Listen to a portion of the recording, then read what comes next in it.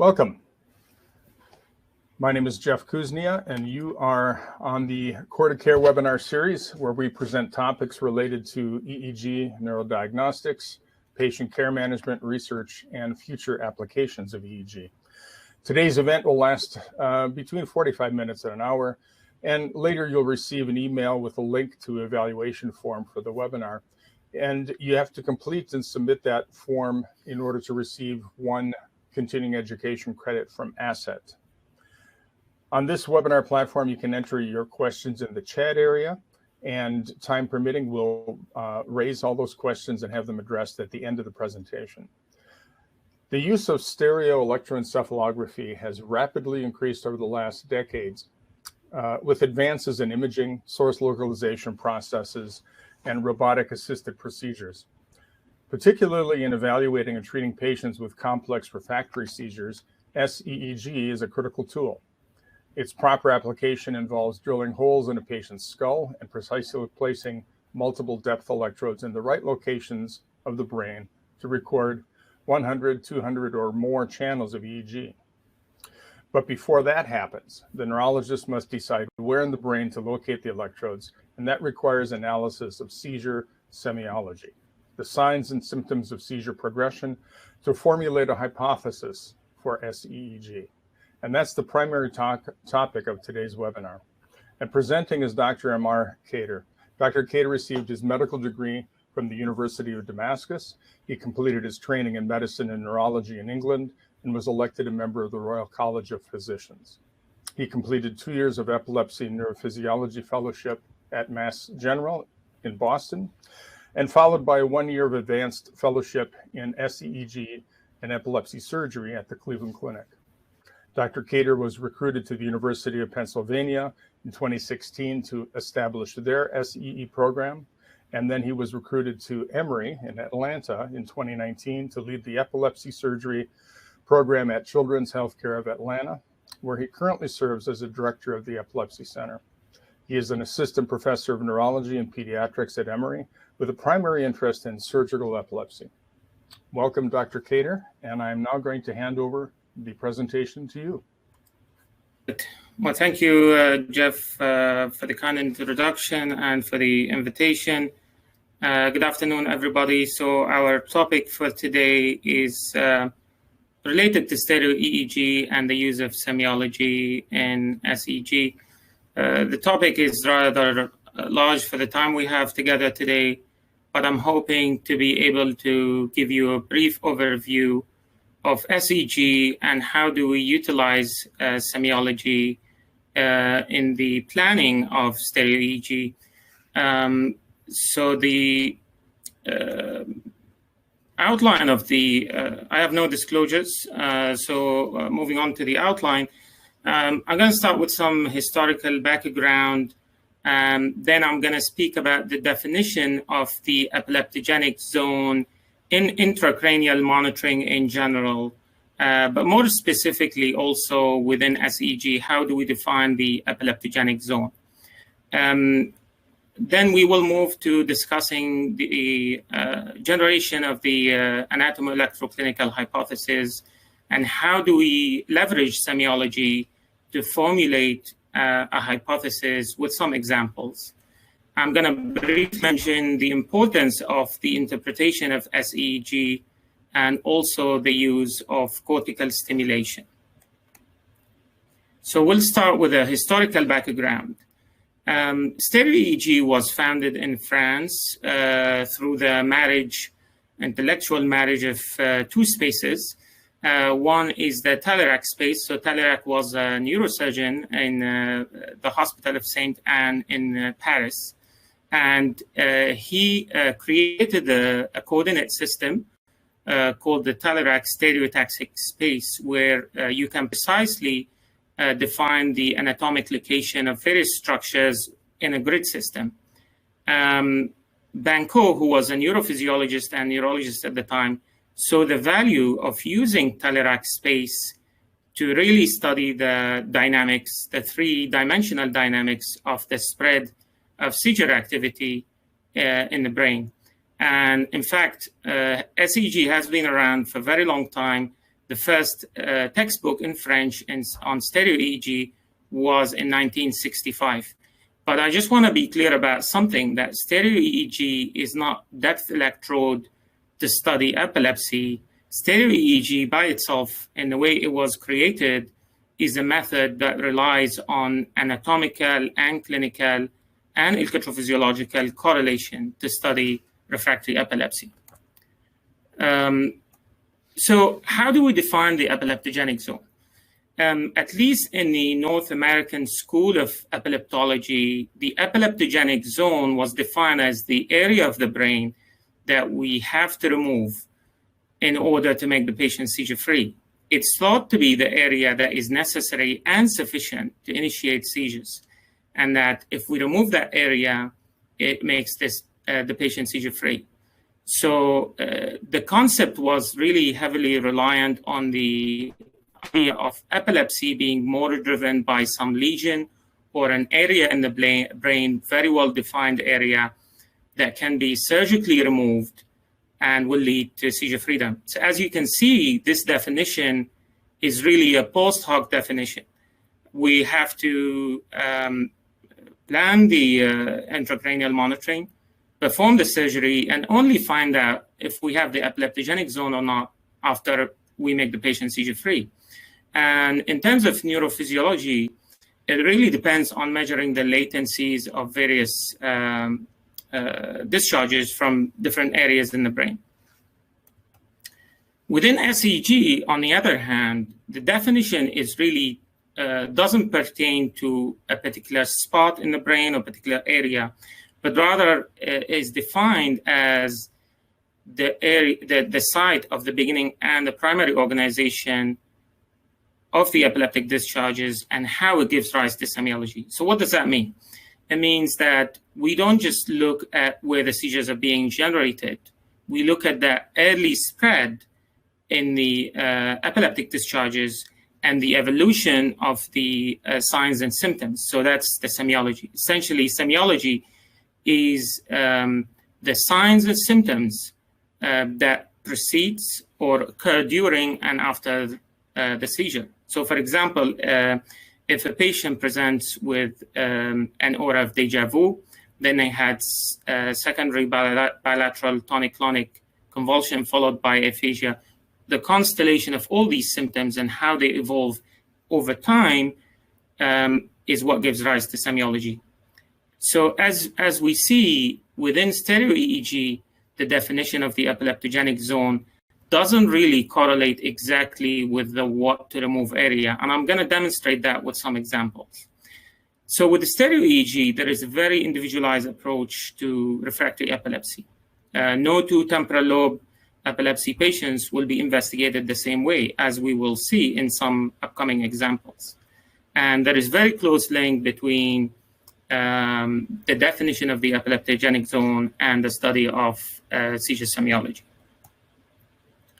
So what are the indications of SEEG? We read a lot about various indications such as negative MRI or bitemporal epilepsy or insular epilepsy or singular epilepsy. But the fact of the matter, you can do SEEG if you have a solid anatomo-electroclinical hypothesis. As long as there is a hypothesis in place that you are going with a stereo EEG to answer the question that you build from your hypothesis, that is sufficient to proceed with the stereo EEG.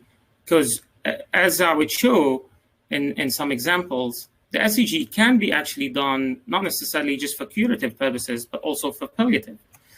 So I'm going to give you an example. So we have a 16-year-old child who has refractory seizures since age 4. And he, at the time of the evaluation, was on 5 anti-seizure medications. And he was having in the order of 4 to 5 seizures a day.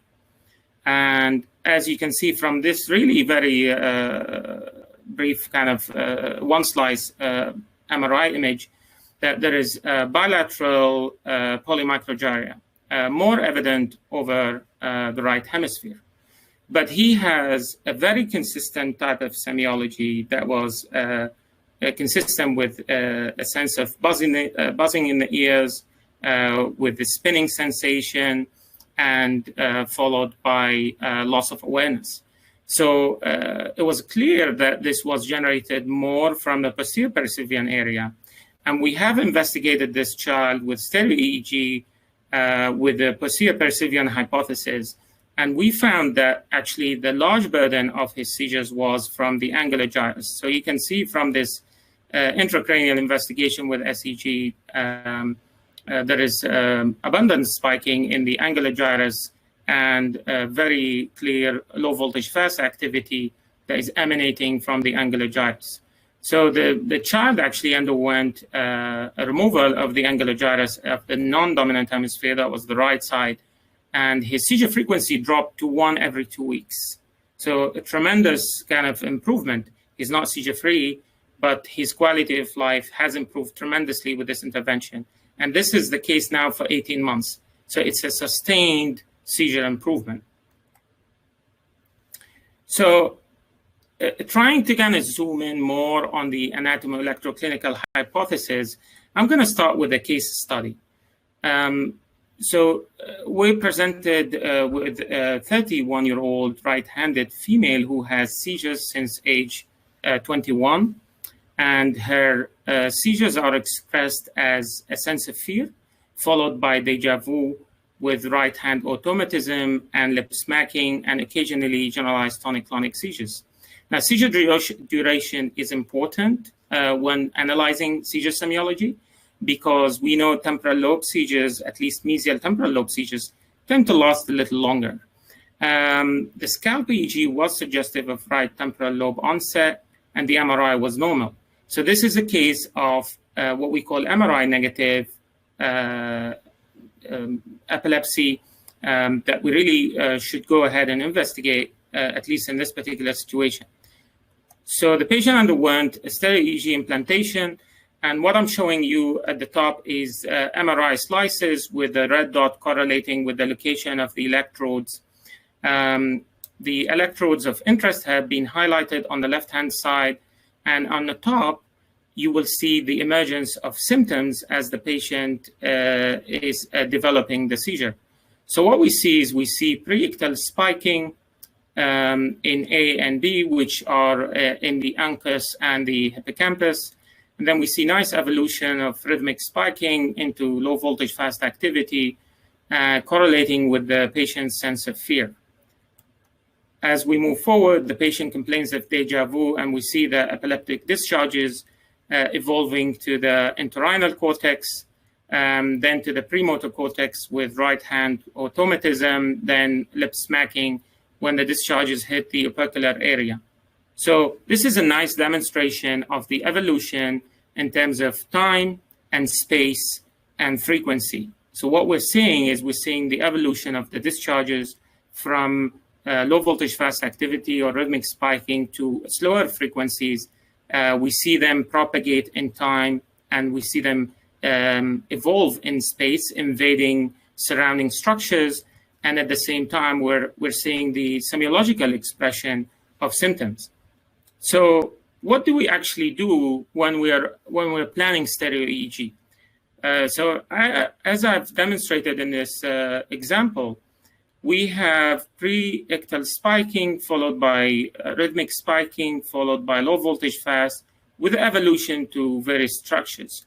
And I'm seeing the evolution of symptoms and sign, or the semiology, over time. What we do in analyzing semiology and planning stereo EEG is we take the semiology and we actually go back to try and make an inference as to where the seizures could have been generated from. So this is almost like the inverse problem that we do in neurophysiology. You take the semiological signs and symptoms and you analyze them and you bring them back to where could the onset be. So trying to really identify the epileptogenic network from the semiological signs and symptoms. So how do we use semiology when we're formulating the anatomy electroclinical hypothesis for SEEG implantation? So here is the same example that we mentioned earlier, but with different signs and symptoms. This particular example, the patient has fear and deja vu behavioral arrest propagating rapidly to generalized tonic-clonic seizure, but the seizure duration is rather brief, is only 45 seconds. So we have an emergence of bilateral generalized tonic-clonic seizures almost immediately after the aura. In this particular case, there is an indication of an engagement of the lateral temporal lobe, perhaps the temporal pole, the temporal neocortex, rapidly at the time of seizure onset. And this has been studied very well in the SEEG literature, as noted in this paper from the Marseille group. They defined the temporal lobe epilepsies into 4 different subtypes, where there is a pure mesial temporal lobe type, as I explained in the first example. But for this particular example, this would fit more in a neocortical or mesial lateral type of epilepsy, where there is rapid engagement of the mesial temporal lobe. So what does this mean for us?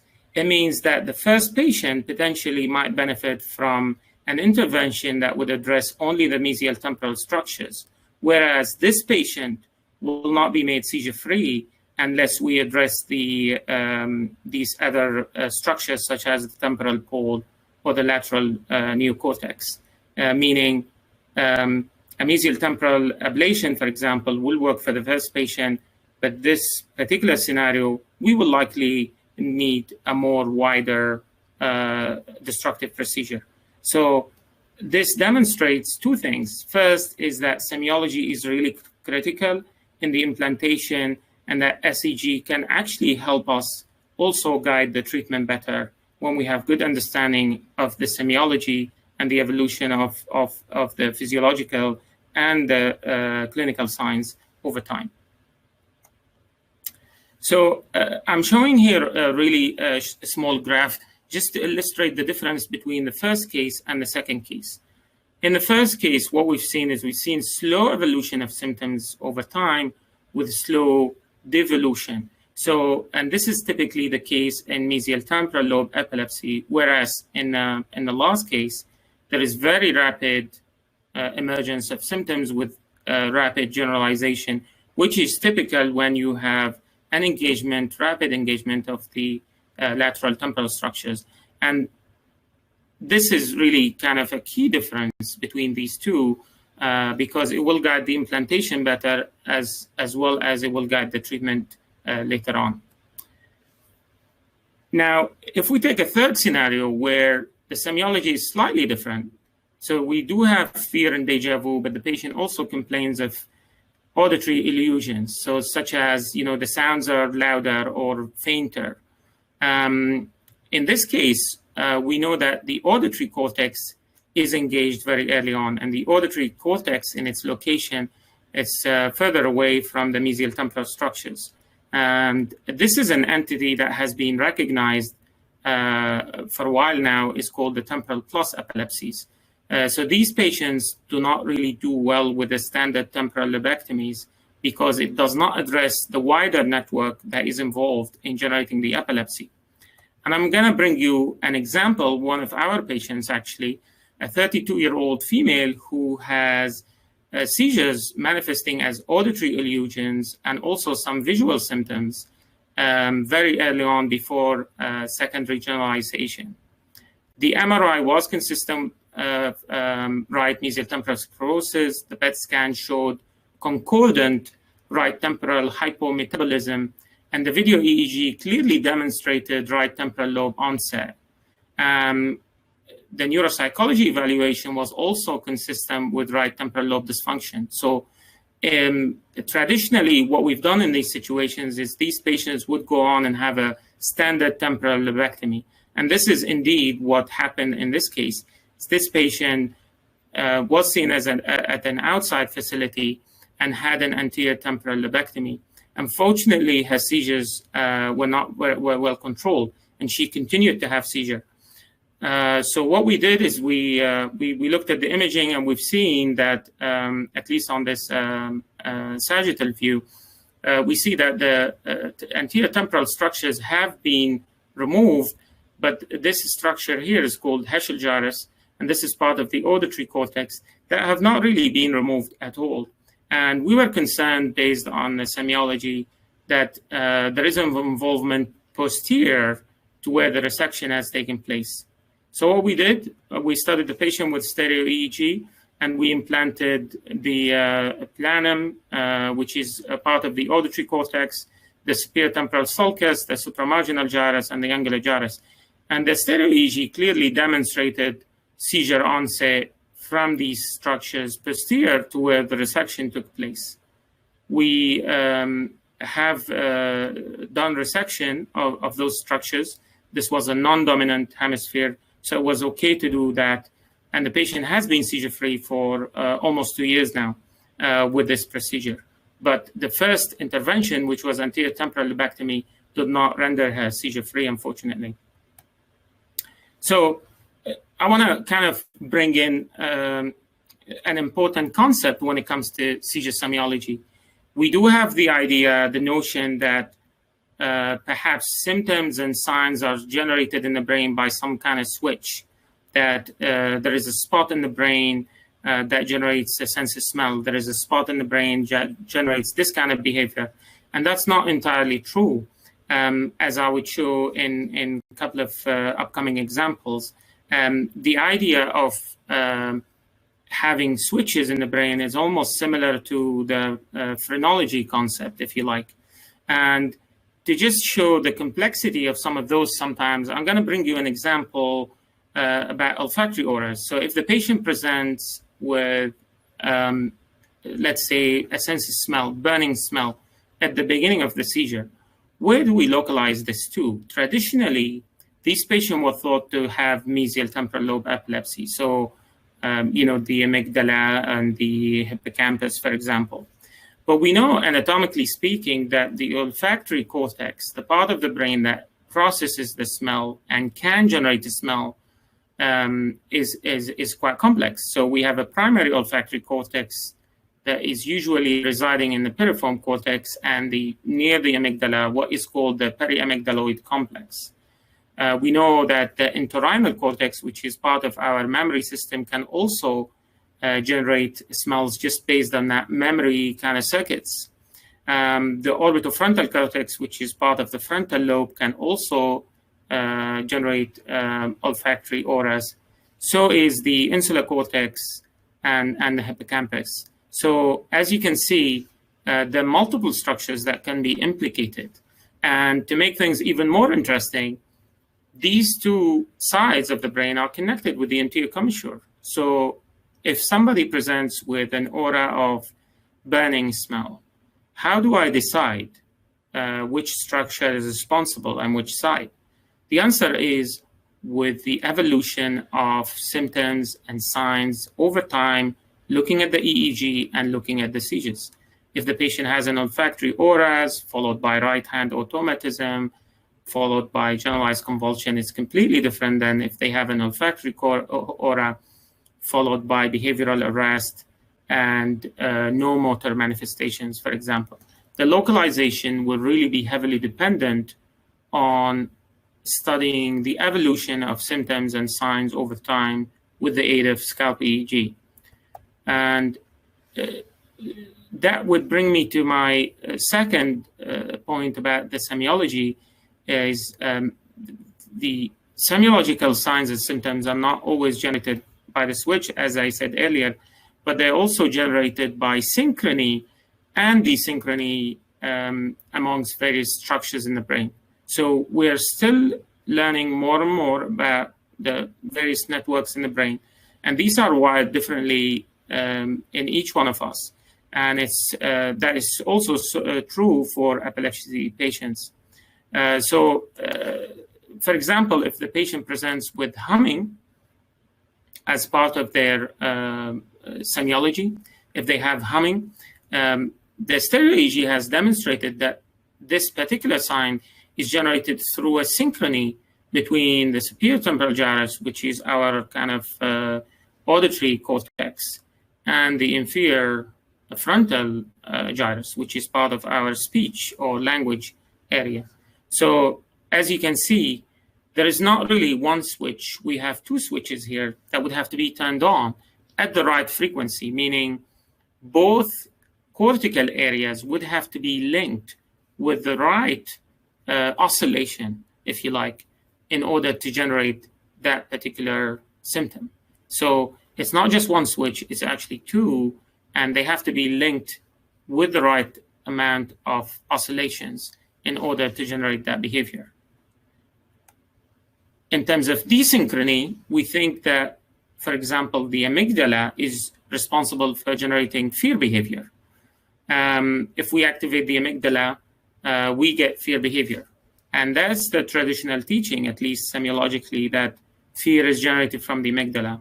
But again, stereo EEG has demonstrated that a loss of synchrony between the amygdala and the orbitofrontal cortex can actually generate fear, meaning seizures can be generated from the orbitofrontal cortex, and because we lost that connection with the amygdala, ultimately we get the fear behavior. So these two examples demonstrate that semiology at the end is not a byproduct of activation of particular structure in the brain, but rather there is more complexity to this. Now, the story is a little different when it comes to primary cortices. For example, the primary auditory cortex, when it's activated by itself without activating surrounding structure, can generate symptoms such as buzzing sound. The same is true for primary visual cortex. If we activate the primary visual cortex, we get flashes of light. But as we move away from the primary cortex, things get a little more complicated. So the localization triangle, as I would like to call it, is really related to this interplay between the anatomic structures, so that's the anatomy, so let's say the auditory cortex, the physiology, so you want to hit the cortex with the right amount of frequency that would generate the symptom. Because sometimes fast activity can actually deactivate or silence the cortex, if you like, depending on which structure we're looking at. And then ultimately that leads to the generation of the behavior or the semiological features. So there is always this really complex interplay between the anatomy and the physiology that ultimately lead to the semiological symptoms and signs. And to just bring that one step further, I'm going to talk about how signs in evolution can mean different things. And to just bring an example of that is the head version. So if a patient has versive head turn to one side as part of their seizure semiology, the presence of this sign much later on in the seizure, as in this example, would mean that the seizures are probably generated in the temporal lobe, then traveled to the frontal eye field, where we typically see the symptoms being generated from activation of the frontal eye field. So if this symptom appears over a minute from when we see the seizure onset, it is likely that it's not being generated from frontal lobe epilepsy, but rather temporal lobe epilepsy, spreading perhaps through the temporal pole into the frontal lobe, activating the frontal eye field and leading to head version. The story would be completely different if you get very early head version. So if the patient has head version within the first 14 seconds of seizure onset, it's likely that it's from much closer structures. So you will see that more often in frontal lobe epilepsy, or less commonly in dorsolateral parietal epilepsies, for example. There are many other possibilities, obviously, but the point I'm trying to make is that even the presence of certain signs would have to be looked at in the evolution of the entire totality of the seizure, rather than just using a snapshot of semiology and using that by itself as the one and only sign to tell us about localization. So the whole concept of having an individualized implantation maps can be prone to flaws. And the reason for that, as I've demonstrated in the earlier example on the temporal lobe epilepsy with auditory features, if we have a standardized template that we use in our practice, we will likely miss some very important structures in our sampling. So for example, a temporal lobe implantation such as this one would have 7 electrodes that would cover superior temporal gyrus, middle temporal gyrus, inferior temporal gyrus, and deep into the amygdala and the hippocampus, as well as the temporal pole. But if the patient has auditory illusions with visual symptoms, it is likely that visual cortex is here, auditory cortex is here, that the problem potentially lies somewhere there. And we really need to address that specifically. As I said earlier, the nice thing about SEEG is it can be tailored to patients.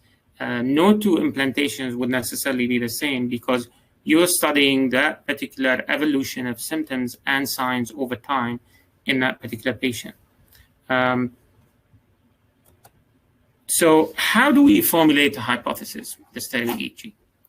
The first question we have to ask ourselves is where is the seizure being generated from? So if we have a patient who presents with fear and deja vu, we will most likely think of the mesial temporal structures, the amygdala, the hippocampus. But then we have to ask ourselves, could the seizures have been generated from surrounding structures and then spread to these structures to produce the semiology? That's a very important question. And as we've seen in the prior examples, it depends on the dynamics of the spread of seizures and how these symptoms and signs are generated over time. Can we make an inference based on the evolution, the clinical and the electrographic evolution, as to where the various possibilities of where these seizures are coming from? So this will be almost like a three-dimensional assessment of the epileptogenic network, if you like. And when we're able to answer that question, we can then plan trajectories to try and maximize our gain with sampling. If my hypothesis is mesiolateral temporal lobe epilepsy, I will likely discuss with my colleagues and our neurosurgeon to sample certain lateral structures and then feed in the electrode into the mesial structures to try and maximize the data that we can gain with certain trajectories. The challenge is if we build an SEEG based on a wrong hypothesis, that's going to lead to inadequate sampling of the cortical areas that potentially are capable of generating this epilepsy. Then the interpretation is going to be inaccurate, and it will lead to poor surgical outcome. And I've heard this sometimes where some of our colleagues would say, well, the SEEG just doesn't work. And the fact is, it will only work if there is a good hypothesis to investigate with stereo-EEG. So more on semiology, because I think semiology is really key to what we do with stereo-EEG. And I'm going to bring in some examples here.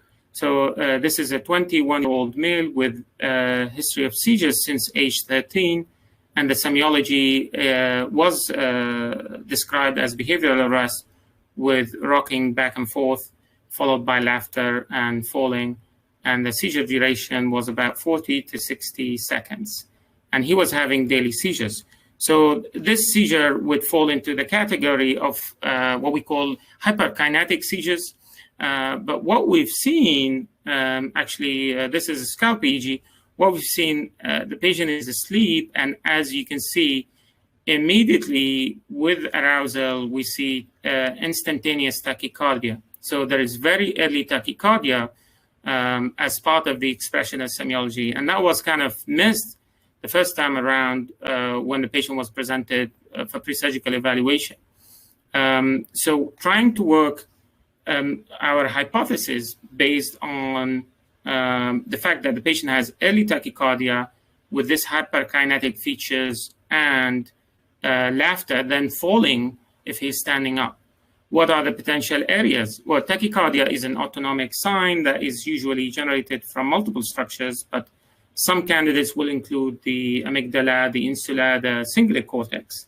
But then taking the behavioral arrest and the hyperkinetic behavior, we have to think about frontal lobe sampling in the premotor cortex and perhaps the cingulate motor area.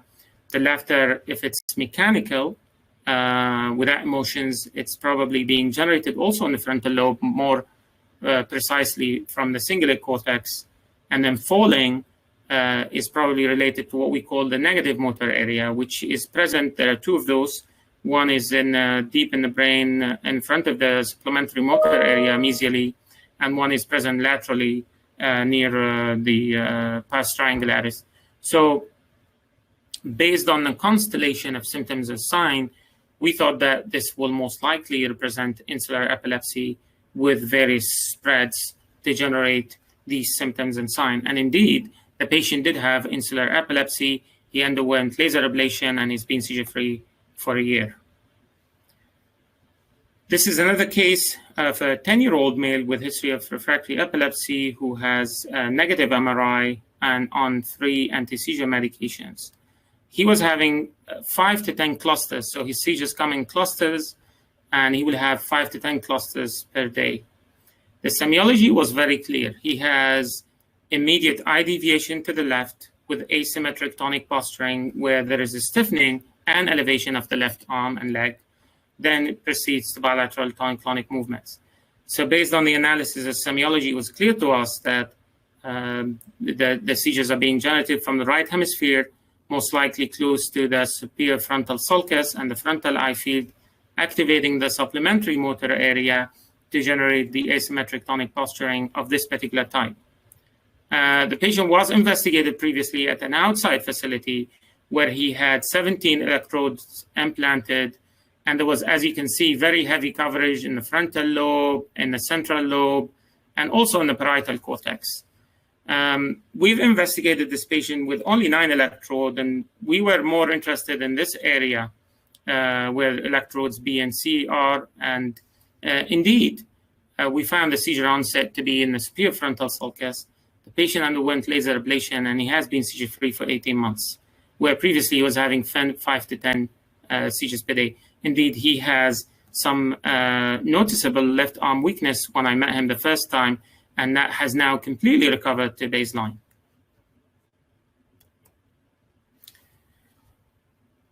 I'm going to speak briefly about MRI abnormalities and how sometimes we rely very heavily on imaging and we don't pay enough attention to clinical signs and symptoms. This is an example of a child who presented to our center with seizures manifesting as behavioral arrest, sometimes preceded by visual hallucinations, and very little in the way of motor signs.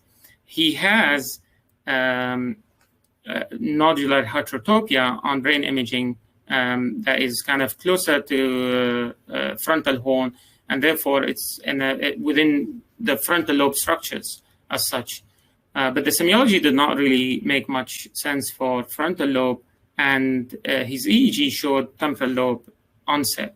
We investigated this patient with a stereo EEG, and we found the seizure onset to be actually in the fusiform gyrus, as you can see, with rhythmic spiking followed by low voltage fast activity. Fortunately, we were able to map him and exclude any potential functional deficit from the fusiform area, because usually the fusiform area is involved in facial recognition, and he underwent laser ablation and has been seizure-free for about a year.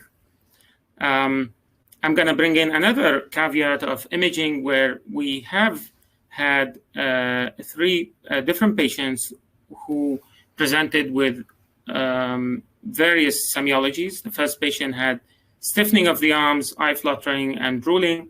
The second patient has sudden outburst of laughter and staring with right eye twitching. And the third patient had burning sensation over the left arm and leg and mouth with twitching on the left side.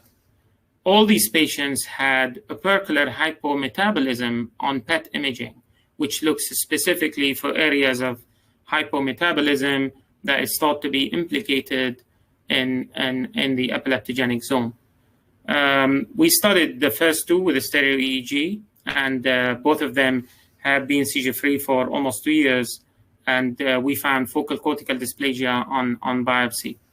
The third patient actually underwent a resection guided by ECOG because he did have focal cortical dysplasia on imaging. And unfortunately, that did not make him seizure-free.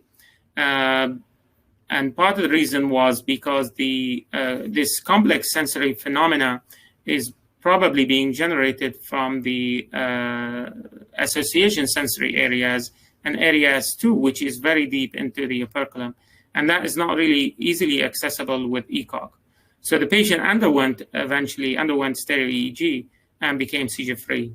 But resecting the lesion with the guidance of ECOG did not make him seizure-free. Here's another example of a patient who presents with hypermotor semiology. You can see very early on there is a lot of muscle artifact with tachycardia, and there's very little to see in terms of EEG evolution. But the patient has seizures manifesting with gyration and restlessness, and it was kind of clear to us that it's most likely being generated from one of the hyperkinetic circuits that we understand now a little better. Indeed, we did find seizure onset to be in the mid-cingulate cortex. He underwent an ablation and has been seizure-free for 2 years. The hyperkinetic seizures are kind of quite fascinating. We looked at those using SPECT imaging, and they come in 3 different varieties. One where there is the rocking back and forth, so a movement along the anterior-posterior axis of the body. And the second type is more of a rotational along the kind of long axis of the body. And the third type is more a combination of these two. And we know from stereo EEG and from SPECT imaging that these are mediated by different networks. So it's important to kind of, again, pay attention to these really subtle semiological features sometimes that can guide the implantation successfully. In terms of interpretation of SEG, I want to touch briefly on that because it's important to look for certain patterns when looking at the SEG. So things such as rhythmic spiking with low voltage fast usually carry a much better prognostic outcome than some of the slower patterns. And this is a graph from a very nice paper that was published a few years ago where they looked at outcomes in correlation to the seizure onset. So those who are seizure-free, which is the blue bar, are those with poly spikes prior to low voltage fast or low voltage fast activity. And as you can see, anything that has low voltage variety to it tends to do a little bit better. Here's examples of patients who, unfortunately, did not have very good onset and were not made seizure-free with an intervention. This is an example of temporal polar onset where you can see there is not really a clear evolution. It's rather very slow compared to some of the earlier patterns we've seen. This is another example of seizure onset in the dorsolateral prefrontal cortex. And as you can see, it's probably more in the beta frequency band. And these patients tend to do less well than those where you have low voltage fast activity. The low voltage fast and rhythmic spiking will indicate that perhaps you're closer to the epileptogenic zone than some of the other patterns. One interesting thing that we can look at with the stereo EEG, actually, we can look also at DC shift or ictal baseline shift. And these also can correlate very well with the epileptogenic zone. In fact, sometimes we can look at dipoles within the intracranial recording. So in this particular paper, you can see the ictal baseline shift with negative deflection of the slow wave in the hippocampal head and a positive deflection in the hippocampal body. So this is a nice demonstration of the co-occurrence of low voltage fast activity and DC shift or infrared slow sometimes can be equally helpful in delineating the epileptogenic zone. Moving on, just a brief outline of the cortical stimulation. So cortical stimulation is used in SEEG not just for mapping, it's also used specifically to induce seizures. And this notion was kind of rather foreign in North American epilepsy surgery practice for many years. But we do have solid evidence to suggest that those seizures that are induced during stimulation, especially if they replicate the electroclinical representation of the spontaneous seizures, carry a much more favorable outcome. So if you're able to replicate the patient's seizures both electrographically and clinically with the stimulation, you're more likely to make this patient seizure-free. And this is the example of our patient from earlier with the fusiform gyrus epilepsy. We were able to demonstrate with a high-frequency stimulation the electrographic and the clinical manifestation of his epilepsy. Things will be even better if you're able to induce seizures with low-frequency stimulation. The low-frequency stimulation perhaps carries a better positive predictive factor for seizure freedom than high-frequency stimulation. So it's something to keep in mind that the stimulation is used not just for functional mapping, but also for seizure mapping. One other thing that we can do with stereo EEG is we could do cognitive and emotional mapping. And I'm going to give you an example of a patient who presented with olfactory auras prior to her seizures, and we implanted the piriform cortex, and then we presented her with various scents. And you can see here, so the red would present the power of the activity, and this is in the gamma band. So on the right-hand side, you can see this is up to 115. So we've seen higher gamma and low gamma buzz at different frequency band with presenting the patient with different scents. We've also used the same technique to look at memory mapping, where we give the patient some items to remember, and we've seen high frequency oscillations in the hippocampus. Then when we ask the patient to remember those, we've seen activation in the temporal neocortex. So this is, again, another nice tool that we have at our disposal with stereo EEG. One last word about low-frequency stimulation that can be used to generate cortical evoked potential. So we can stimulate one site. For example, we can stimulate site A and then look for cortical evoked responses in other sites.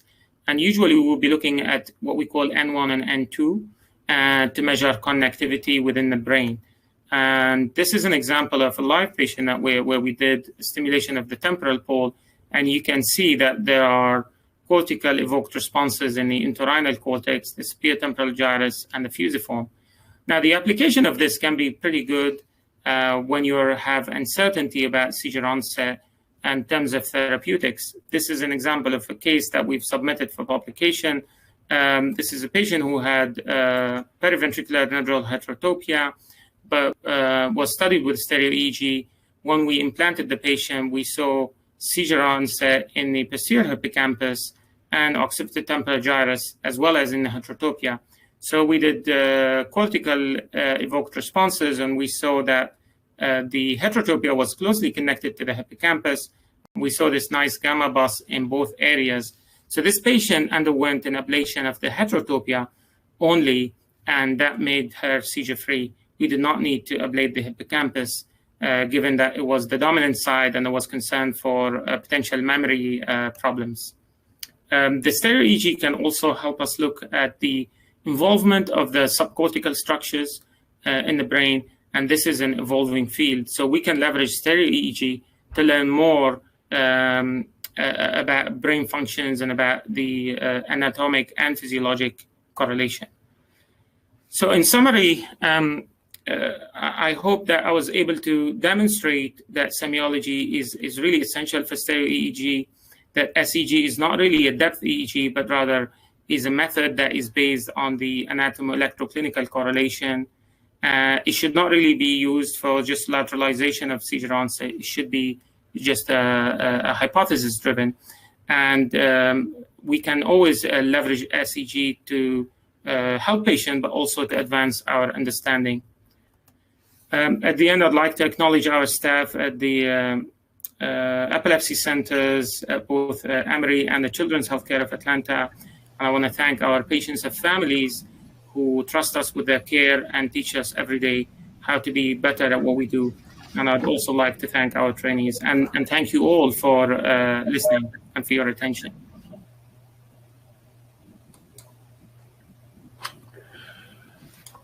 Thank you. Thank you for that. As it's clear, this is a complex solution to a complex problem. And it takes clearly a lot of thought and planning to use it appropriately. When I first started getting involved with high-density EEG and SEEG recordings, I don't think it was as clearly appreciated how the planning had to be tied into the progression of the seizure. And it was really looking at, can we get in and find out if it's coming from this area of the brain or not? And I could understand now that as it gets more refined and you understand more the pathway that the seizure progresses through, that the effectiveness of this type of approach is going to improve. We have just a few questions. One of them has to do with kind of the logistics of it. How often have you seen where you implement SEEG according to your hypothesis and then still have to go back and maybe burr more holes and apply more electrodes and look at a broader area? Yeah, this is a great question. And unfortunately, sometimes we do have to go back, particularly in situations when you don't see a good onset necessarily, but you know that you're very close. Or sometimes in some of these temporal pulse cases, we feel that there is a need for more posterior coverage. We do this not very often, I have to say, but sometimes it just has to be done. It'd be nice if you're able to sometimes make an inference based on your data, whether there is sufficient information to guide an intervention. But if there isn't, the onset is not clear, I think, unfortunately, you have to go back and put more electrodes. How has the more advanced imaging impacted this? Are you looking at higher resolution? Are you looking at more functional type of imaging? How is that playing into the hypothesis planning? It all comes into play. I think certainly high resolution images, 3D MRI. We do have some advanced post-processing that can take place, such as VBM or voxel-based morphometry. I think functional imaging can also be essential. The PET and SPECT can actually guide the implantation, the network, because sometimes what we see, even when we see hypometabolism on PET, it's the hypometabolism of the network. For example, in these perisylvian cases that I showed, the 3 patients, we saw that there was some hypometabolism in the insular opercular area, but it wasn't the resolution of those is not as good as the stereo EEG. But we like to think of this as more kind of blending all the data together into guiding the hypothesis ultimately. I think every piece of data can be helpful. Sometimes we only need a PET scan, MRI scan, and neuropsychology evaluation. Sometimes we really need to dig more and get more data, get a mega scan, bring the patient back for SPECT if we feel that there isn't really enough data to guide a hypothesis. And with the aspect of feelings and sensations and all of that, the reticular activating system gets involved with all of that. And is there anything particular related to how that functions in assessing the seizure activity? This is a very great question, and it's very fascinating because I think we know very little about the subcortical involvement in epilepsy. we know that it's part of the circuit. For example, the basal ganglia is part of this frontal lobe. There are 5 different circuits that involve the basal ganglia and the frontal lobe, and we don't always investigate them. We don't know how the thalamus or other subcortical structures potentially take part in this, but it has to be kind of kept in mind. So if someone has an arousal, is this a physiological or is this an epileptic arousal and I'm missing the onset because I'm on scalp, for example? We have to look at the evolution of symptoms of signs over time in order to, say more confidently, is this a subcortical physiological activation or is this epileptic, if you like? Does that answer your question? It does. It does. There's a question here about, how long do you monitor once you have, the SEEG electrodes in place? Obviously, you're trying to capture events and, look at the patterns that emerge. But how many days does that normally take? So we typically monitor for a minimum of 5 days, just because sometimes we have patients who have seizures every day, but we like at least the first night, they're kind of post-implantation, they're probably tired, and sometimes you get micro bleeds post-implantation. So we like to just get things settled in the first night, and then we have to give them a break before we do stimulation.